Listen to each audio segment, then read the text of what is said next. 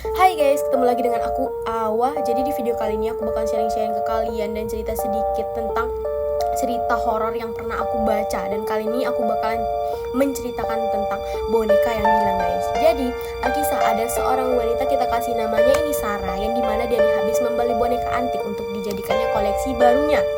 Namun dia mulai merasa kayak boneka ini setelah tampaknya hidup gitu kan, terus mengawasinya gitu guys. Dan kisah ini terjadi pas jam 00:01 guys, yang dimana Sarah ini kan habis membeli boneka antik gitu kan di toko vintage.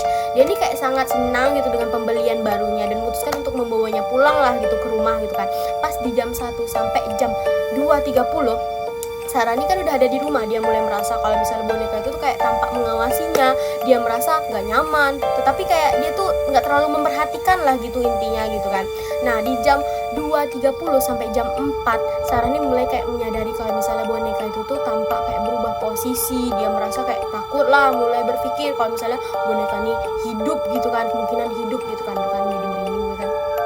Nah, di jam 4 sampai jam 5.30 Sarah ini mencoba untuk mengabaikan perasaan takutnya gitu kan. Tetapi dia ini mulai menemukan bahwa boneka ini tersebut tampak melakukan hal-hal yang aneh gitu, kayak di luar dugaan gitu. Dia merasa kalau misalnya boneka itu tuh mencoba untuk berkomunikasi dengannya. Aduh guys, aku aja sampai merinding bacanya loh.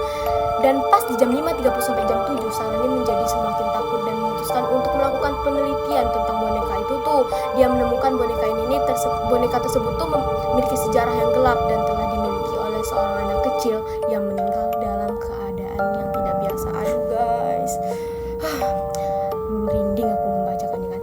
Di jam 7 sampai jam 9 nih Sarah ini merasa kalau misalnya boneka itu semakin agresif. Dia mulai merasa kalau misalnya boneka tersebut mencoba untuk mengancamnya guys. Pas di jam 9 sampai jam 10 Sarah ini nggak tahan lagi dan memutuskan untuk menghancurkan boneka itu. Tapi kalian tahu, saat dia coba menghancurkan tuh, salahnya dia nih nggak bisa dihancurkan. Kalian bayangkan, boneka loh yang biasanya bisa dihancurkan jadi nggak bisa dihancurkan. Dan akhirnya Sarah ini udah nggak tahan lagi dan dia pun pergi keluar dari rumah itu dan pergi ke tempat orang tuanya guys. Jadi segitu aja video cerita horornya lain kali, dan jangan lupa di subscribe, like, dan komen ya guys. And see you, bye bye guys.